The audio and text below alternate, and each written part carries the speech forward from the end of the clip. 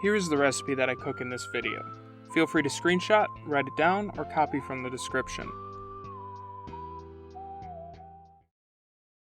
I have a weird relationship with chicken parmesan. I only make it at very specific times, but it happens enough that I've endeavored to make the best recipe that balances the expectation that chicken parm has with the realities of being a home cook.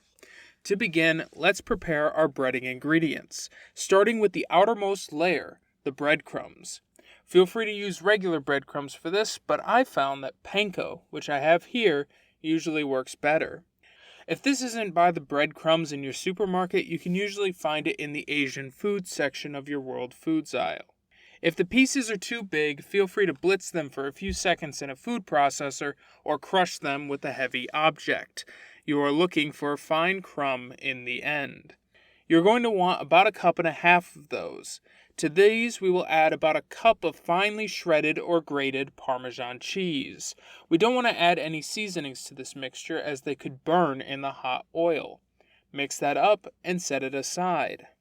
The egg wash is pretty standard. Just beat 2 large eggs thoroughly in a large bowl and set aside. The final breading ingredient is the base layer, the flour mixture. This starts with about 1 cup of flour, to which I will add pepper, salt, paprika, Italian seasoning, a pinch of MSG, and garlic powder. Rough quantities are in the written recipes, but to be honest, I usually just eyeball it. Mix that thoroughly, and we are ready to contend with our chicken. Unlike the traditional recipe that uses chicken breast, I like to use boneless, skinless chicken thighs. Compared to chicken breast, these are more flavorful and will pretty much always be juicy even if we end up overcooking them. They are also smaller, which will make for more reasonable portions. Just pat those dry, then laying them out as flat as possible, make shallow cuts into the thickest parts, taking care not to cut all the way through. If there are any chunks barely hanging on, just cut those off and set those aside. We will turn those into chicken nuggets in a bit.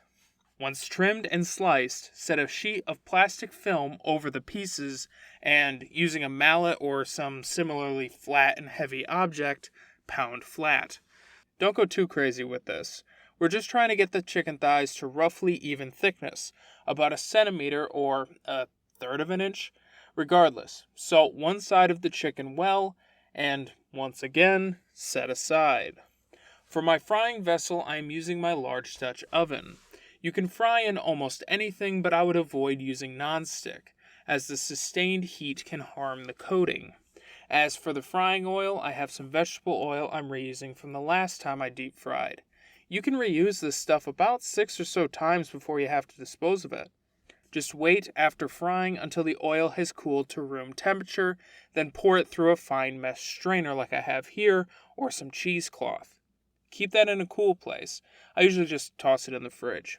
Anyway, once you're ready to fry, get that heating on medium-high while you start breading the chicken. You're aiming for a frying temperature between 350 and 400 Fahrenheit.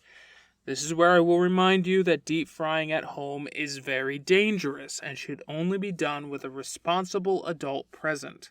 I have a link in the description to safe frying practices as prescribed by the USDA. Regardless, as you can see here, I have my ingredients set up in the order I need to use them. I start by covering the chicken pieces with flour, dunking them in the egg, then into the panko mixture. Set that aside and repeat until all chicken pieces, as well as the nuggets, are thoroughly drenched in all 3. Before you begin frying, double check the temperature to ensure you are in the 350 to 400 range. Here I was slightly above, but that shouldn't be an issue, and I'll show you why in a sec. Carefully lay the chicken pieces into the hot oil, avoiding splashes if possible. Those who have worked in fast food will know the pain and burn scars from splashing fry oil, so be careful.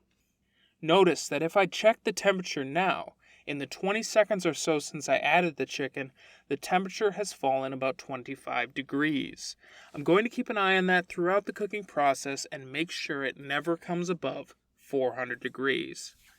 Just flip the chicken every minute or so until golden brown, about 3 to 5 minutes. As thin as the chicken is, it will be plenty cooked by time the crust is browned. While this is happening, we can prepare a few things. First, turn on your oven's broiler and get that heating up. Secondly, take a baking sheet and line it with tin foil.